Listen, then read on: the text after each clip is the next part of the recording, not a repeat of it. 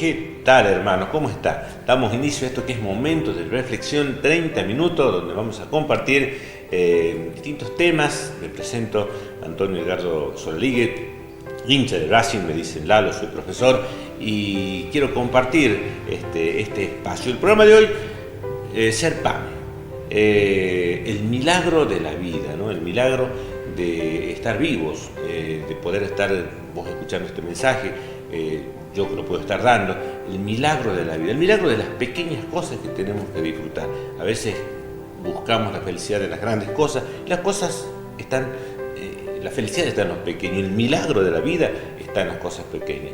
Si nosotros nos ponemos a ver lo que es nuestro cuerpo, nuestro organismo, es un milagro, el corazón que está latiendo, los órganos, el movimiento. Entonces, darnos cuenta de que el estar vivo ya es un milagro. Y la felicidad, como decía esa vieja propaganda de un paquete de galletas, está en las pequeñas cosas. El sabor de la vida está en las pequeñas cosas.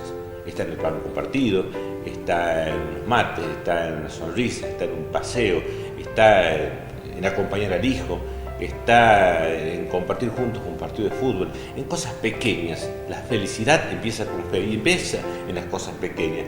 Decían los antiguos que le preguntaban a un sabio sobre el secreto de la felicidad, y él le decía: cuando comas, come; cuando duermas, duerme; cuando charles, charla. Dice: pero eso lo hago, eso lo hace cualquiera. No lo hace cualquiera. Muchos cuando comen están pensando en qué van a hacer, cómo les fue el negocio, que esto, que lo otro, discuten y le hacen mala digestión, porque cuando comen, no comen, están haciendo varias cosas a la vez. Vos cuando comas, come y la digestión va a ser buena. Cuando duermas, duerme, porque muchos cuando se acuestan a dormir tienen las cuentas, se acuerdan, no duermen tranquilo. Y tercero, cuando charles, préstale atención al otro que habla. A veces otro está hablando y el otro está con el teléfono, vos estás esperando que le vas a contestar y no estás atendiendo lo que el otro te dice. Entonces, estar en el lugar donde estás. En las pequeñas cosas está la felicidad. Eso le pasaba a una familia de Rosario de la Frontera, del sur de la provincia de Salta, cuando este joven matrimonio con 2 hijos que disfrutaban de eso. Y en la vida muchas veces está el milagro que surge de las cosas pequeñas, pero a veces también hay milagros grandes. Esto le pasó a esta familia que de un día para otro se encontraron con que su pequeña nena estaba enferma. La llevaron al médico y la enfermedad era mucho más complicada de lo que parecía. Y allí, de los pequeños milagros, también a veces en la vida se dan los grandes milagros. Vamos a compartir esta historia de Martina y luego sí, ya desarrollamos el resto del programa. ¿Qué tal, hermanos? Hoy quiero contarles el caso de Martina, esta niña que tuvo una enfermedad en la sangre. La preocupación de sus padres, el acompañamiento de sus padres, la llevaron a los médicos, la trasladaron a Buenos Aires, le hicieron muchos estudios, estuvo mucho tiempo internada, pero la fe de su mamá, de su papá, de sus tíos, principalmente de su abuela y de su abuelo, han hecho que a través de los médicos, ella luego de estar mucho tiempo en Buenos Aires, Martina, esté de nuevo en su casa, de nuevo en su comunidad. Hagamos juntos esta oración por todas las personas que tienen hijos enfermos. Padre Celestial, te doy gracias porque eres mi Dios sanador. Clamo con mi corazón angustiado porque la salud de mi hijo está dañada. Vengo a tu presencia a suplicar que pongas tu mano de sanidad sobre él, que toda raíz de enfermedad sea seca y arrancada con tu poder, Señor. Ilumina con tu sabiduría a los médicos que lo atienden y muéstrales el tratamiento adecuado. Yo sé que tú intervienes a través de ellos para que mi hijo reciba la sanidad. Señor, mi Dios, aumenta mi fe. Gracias, Señor, porque tu oído siempre está atento a mi clamor. Elijo poner toda mi confianza en ti, porque no hay otro Dios que haga los milagros que tú haces, en el nombre de Jesús. Más en este tiempo de pandemia, oremos por todos los enfermos y los que cuidan enfermos, para que el Señor nos bendiga. Amén. Muy bien, ahí veíamos esta historia de Martina, ¿no? Hablamos de los milagros. El milagro de la fe, el milagro de la esperanza, el milagro del amor. Y hay muchísimos casos, ¿no?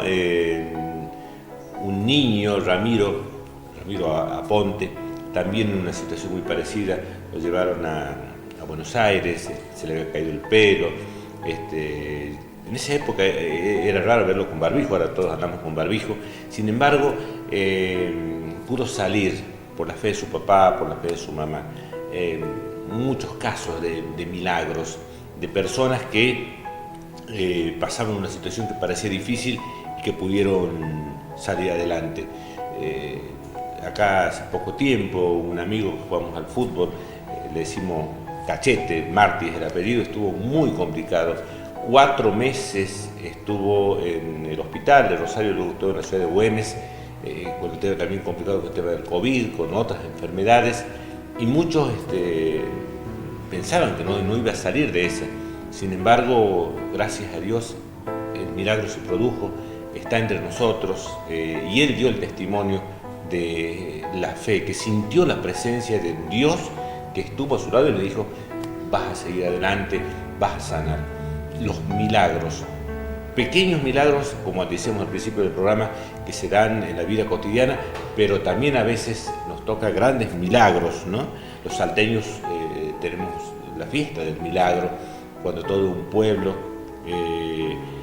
atemorizado por los terremotos, sacó las imágenes del Señor y de la Virgen, y a partir de allí se detuvieron los terremotos. Y ahí el pacto de fidelidad, que todos los 15 de septiembre, la fiesta del milagro. Y creo yo que como pueblo de Dios de todo el mundo, yo creo que tendríamos que profundizar las oraciones. Yo creo que el Papa hizo un llamado, las distintas iglesias evangélicas también, pero creo que tendríamos que profundizar más un llamado de oración fuerte, para que se produzca el milagro. Yo creo que es también tiempo de probar nuestra fe, de que podemos salir adelante como humanidad, que estamos pasando un momento histórico realmente terrible, casi como una guerra mundial. Esta vez con una guerra contra un enemigo invisible que es este virus. Pero yo creo que es momento de que empecemos a orar unidos y acercarnos más a Dios. Creo que es un tiempo que el milagro del fin de la pandemia se va a producir en cuando empecemos a tomar conciencia de que como mundo tenemos que aferrarnos más a Dios. Esto lo hemos dejado de lado, ¿no?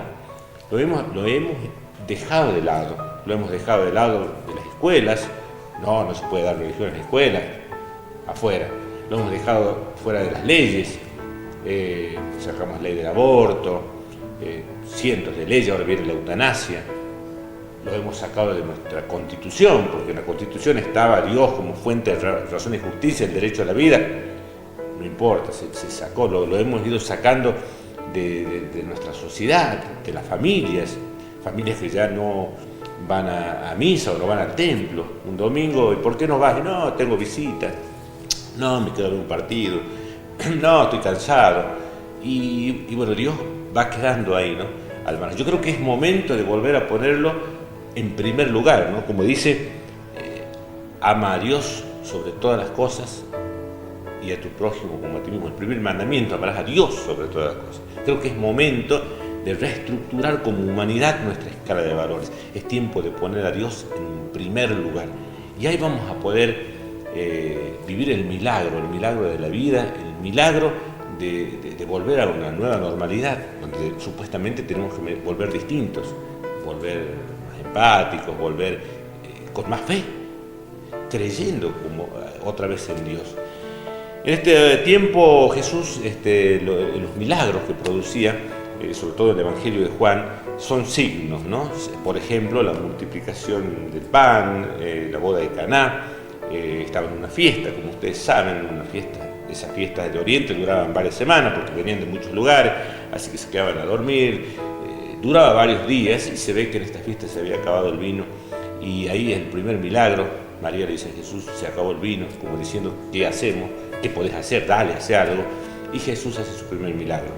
En unos recipientes que había agua, los transforma en vino. Le dice a los mayordomos: echen agua en los recipientes, echan agua y luego sobre esa agua él transforma en vino. Es decir, depende de la cantidad de agua que pusieron los mayordomos, depende de la cantidad del vino, que te dicen después que fue el mejor, porque lo alaban al dueño de la fiesta: dejaste el mejor vino para el último.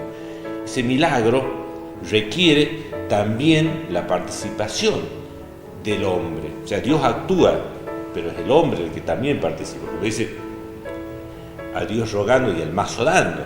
Depende de la cantidad de agua que yo ponga en ese recipiente, Dios va a transformar mi vida. Entonces los milagros se producen cuando nosotros también ponemos de nuestra parte.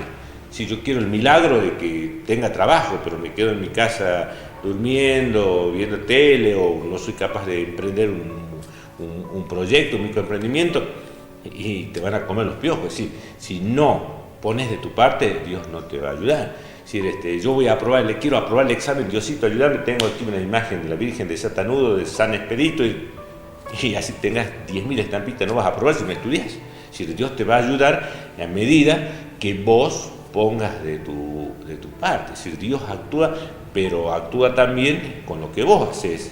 Y muchas veces te pone circunstancias o personas en las cuales está. Había una vez, le debes conocer esta historia, ese cuento, ese cura gallego que decía, hubo una inundación, que estaba inundando ya el pueblo, el agua estaba llegando ya a la iglesia, al atrio, estaba avanzando, y los padres, vamos, le dicen, porque se va a inundar esto, se ha rebalsado un dique. No, dice el curita, Dios me va a ayudar.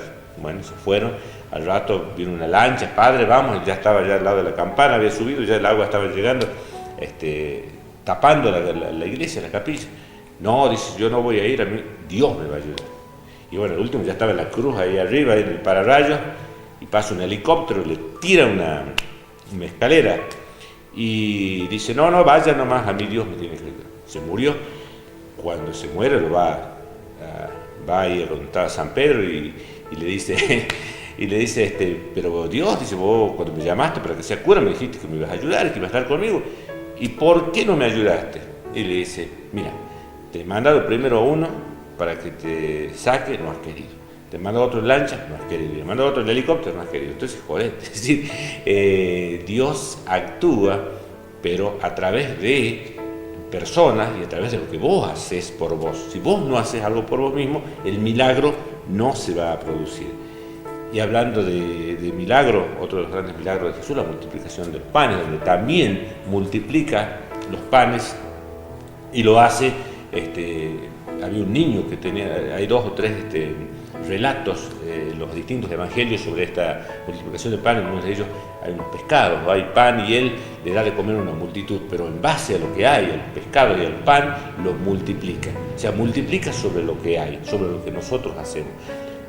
Como veíamos al principio, esta familia que logró el milagro de que su hijo sane, lo requirió de llevarlo a los médicos, hacerle tomografía, hacerle todos los estudios, pero si vos te quedás, Dios sí actúa con el milagro, pero sobre lo que vos haces. Jesús, el gran milagro de la Eucaristía, ¿no? Él es el pan vivo bajado del cielo. Para los cristianos y sobre todo para los católicos, la fiesta de Corpus Christi es muy importante porque es el mismo Cristo que muere en la cruz por nosotros. Y en la última cena parte el pan, agradece a Dios, parte el pan y a los discípulos dice, este es mi cuerpo que será entregado por vosotros. El milagro del pan, de ese Jesús que es pan, que se parte y se reparte, muere para dar vida a todos nosotros. Ese milagro de la Eucaristía que dice, esta es mi sangre que será derramada para el perdón de los pecados. Nuestros pecados son perdonados solamente por la sangre preciosísima de Jesús. Entonces, esa Eucaristía, ese pan espiritual lo necesitamos para vivir el camino de la vida. No podemos caminar, dice esa vieja canción, con hambre bajo el sol. Danos siempre ese pan. Necesitamos del pan de la Eucaristía. En lo personal, tuve la gracia, el llamado de Dios, hace como 15 o 20 años de trabajo, sirvo al Señor como ministro de la Eucaristía, acá en Rosario de la Frontera. También lo hice en el Tala mucho tiempo, llevando la Eucaristía a los enfermos o a los ancianos. Siempre digo yo que soy el burrito que lleva a Jesús. Es Él, el poderoso que va y que transforma vidas, que sana a las personas, que fortalece, que acompaña. Es el pan que da vida. Así como comemos el pan material habitualmente, necesitamos el pan espiritual. Esto hay que decirlo a los hijos, esto hay que decirlo a nuestros seres queridos. Debemos volver a hacer crecer nuestra familia en torno al pan. Y una vez que nosotros recibimos la fuerza de Dios, podemos nosotros ser pan para el otro. En estos tiempos difíciles debemos ser pan para aquel que no tiene ropa, y que podemos hacer una campaña o fijarse en nuestro ropero que podemos compartir. En este tiempo podemos ser pan con aquel que tiene hambre, que está aislado, que necesita. Hoy podemos ser pan con aquel que está preso, visitarlo, ver cómo se lo puede ayudar. Podemos ser pan con aquel que está triste, que necesita una palabra de aliento, un consejo, una sonrisa. Debemos ser pan en este mundo egoísta, en este mundo que busca el individualismo, que busca el hedonismo. Nosotros debemos buscar ser pan. Es necesario en esta sociedad y en este mundo, en esta Argentina donde nos toca, donde hay tantas riquezas, donde tenemos minerales, tenemos petróleo, tenemos soja, tenemos vaca, tenemos tantas producciones. No puede haber hambre en la tierra bendita del pan. Y eso es para todos, no es solamente los políticos, sino de todos los ciudadanos. Estamos llamados a hacer pan, estamos llamados a construir una sociedad del amor. En este mundo en donde, reitero, donde hay tantas desigualdades como siempre lo hubo, porque no hay nada nuevo bajo el sol. Y simplemente termino contando la historia de San Francisco Solano, un misionero español que vino de Perú y estuvo por el norte argentino, por Jujuy, por la quebrada de Humahuaca, estuvo en Salta, en la zona de Galpón, en Tucumán, en la zona de Trancas, y en cierta ocasión unos españoles ricos, dueños de muchas tierras, que tenían indios que lo hacían trabajar, lo invitaron a comer. Cuando él estaba ahí en la cena esa, un banquete, muchos manjares, estaba ahí el curita San Francisco, y entonces el principal encomendador le dice que haga una oración, que bendiga la mesa. Francisco se acerca a la mesa, toma el pan, lo levanta, lo parte y dice que cuando lo partió salió sangre.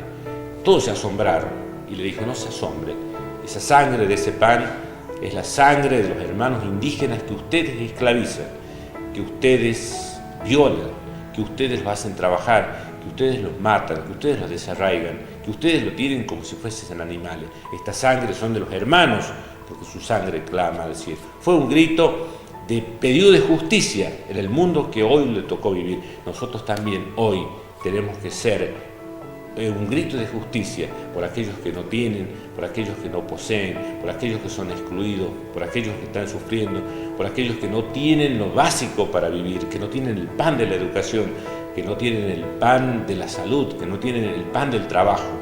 Debemos ser pan. ¿Cómo ser pan? Es simplemente entregándose a los demás, recibiéndolo a Cristo y siendo otros Cristos en la sociedad que nos toca vivir.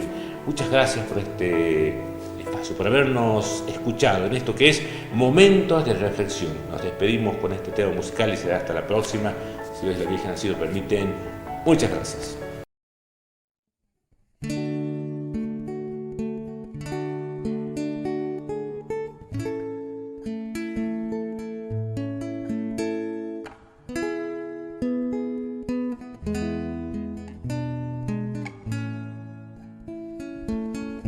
Dime cómo ser pan, dime cómo ser pan, cómo ser alimento que sacia por dentro, que trae la paz. Dime cómo ser pan, dime cómo ser pan. Dime cómo acercarme a quien no tiene aliento, a quien cree que es cuento el reír, el amar. Dime cómo ser pan, dime cómo dejarme comer poco a poco, entregándolo todo y llenándome más. Dime cómo ser pan, dime cómo ser pan, cómo ser para otros en cada momento alimento y maná. Dime cómo ser pan, dime cómo ser cómo ser para otros en cada momento alimento y maná. Tú que eres el pan de la vida, tú que eres la luz y la paz, tú que empapas la tierra cuando llueves el cielo, dime cómo ser pan. Tú que haces de mí tu reflejo, tú que abrazas mi debilidad, tú que sacias mi hambre cuando vuelvo de lejos, dime cómo ser pan. Tú que haces de mí tu reflejo, tú que abrazas mi debilidad, tú que sacias mi hambre cuando vuelvo de lejos, dime cómo ser pan. Dime cómo ser pan, que cura la injusticia. Dime cómo ser pan, que crea libertad.